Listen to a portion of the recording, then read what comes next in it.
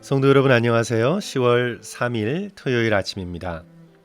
우리 다 같이 찬송가 425장을 부르시고 함께 말씀 나누도록 하겠습니다.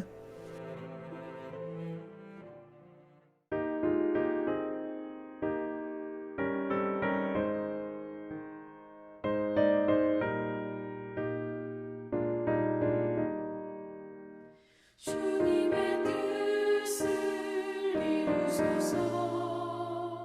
고요한 중에 기다리니 지능과 같은 날 빚으소. 주님의 영성 만드소서. 주님의 뜻을 이루소서. 주님 발 앞에 엎드리니 나의 맘속을 살피시사 눈보다 이게 하옵소서.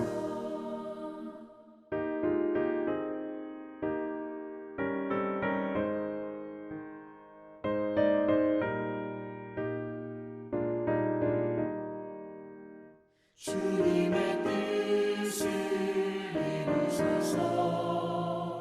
병들어 몸이 피곤할 때 권능의 손을 내게 펴서 강건케 하여 주옵소서.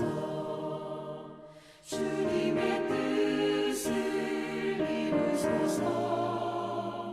온전히 나를 주장하사 주님과 함께 동행함을 만민이 알게 하옵소서.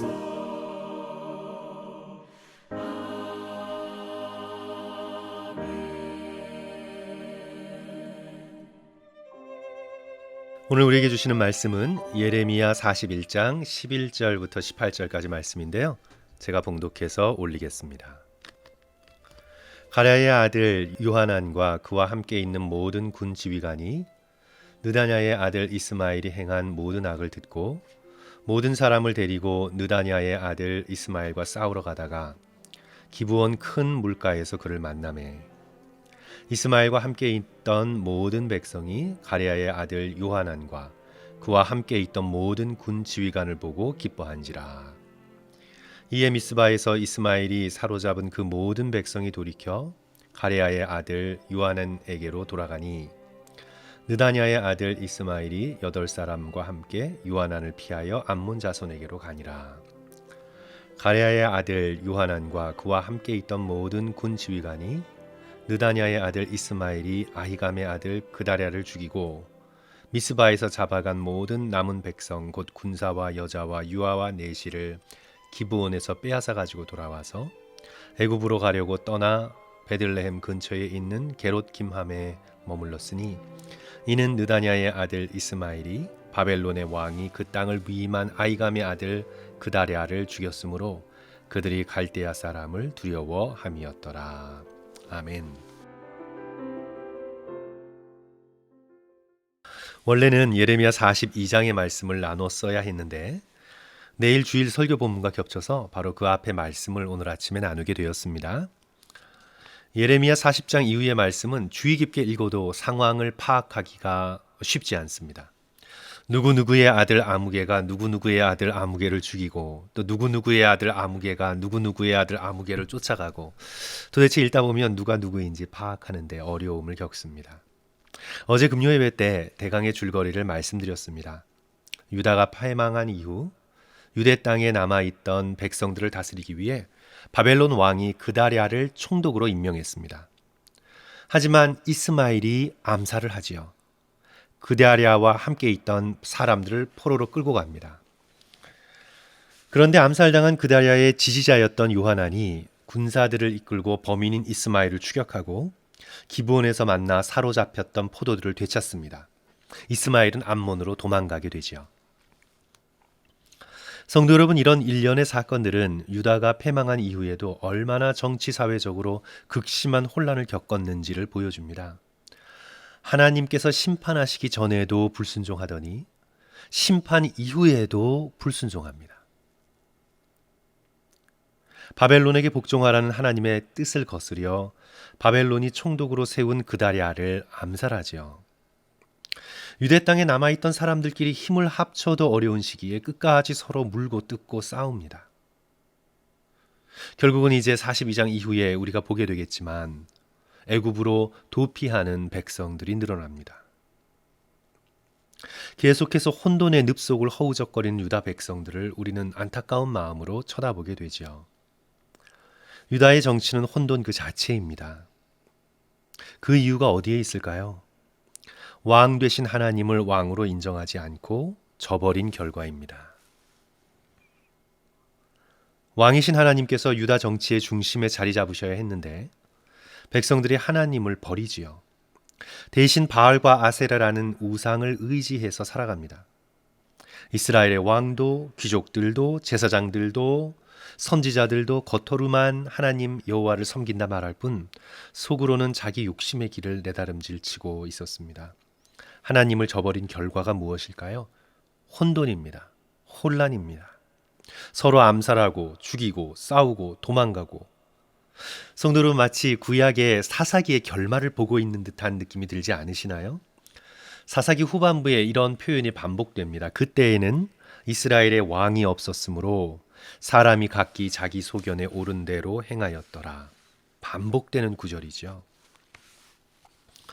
성도 여러분, 그런데 그 시대에 왕이 없었습니까? 이스라엘에 왕이신 하나님이 계셨습니다. 하지만 하나님을 왕으로 인정하지 않는 백성들의 불순종으로 이스라엘의 역사 정치가 엉망이 됩니다. 사사 시대의 마지막을 보시면 오늘 예레미야 시대의 마지막을 보는 듯합니다. 이스라엘 11지파가 베냐민 지파와 싸우지요. 형제들끼리 싸웁니다. 혼돈과 혼란 속으로 들어갔다는 가장 큰 징조가 형제들끼리 싸웁니다. 적과 싸워야 하는데 형제들끼리 싸웁니다. 베냐민 지파가 거의 다 이지러집니다. 처녀들이 결혼할 수 있는 남자를 찾을 수 없는 지경에까지 이르렀습니다.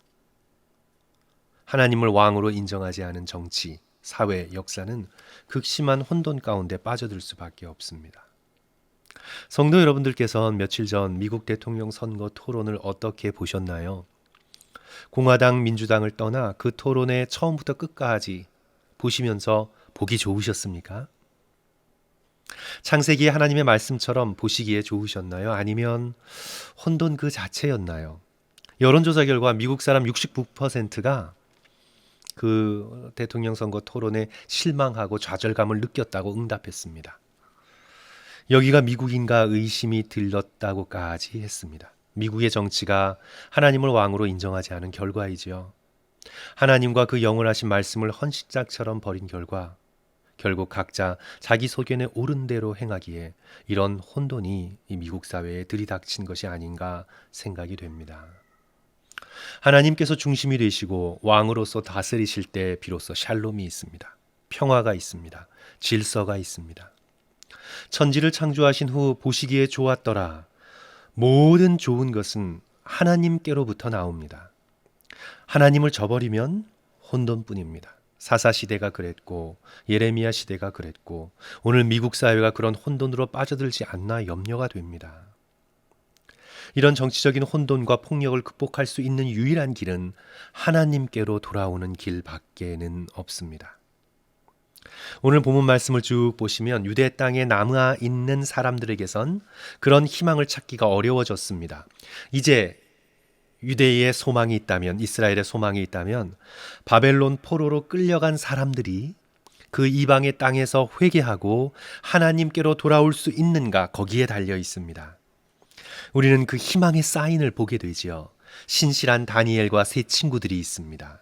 에스라와 느헤미야가 있습니다. 그들에게서 희망의 씨앗을 보게 됩니다. 우리도 여기 미국 땅에서 남아있는 신실한 자가 되어야 합니다.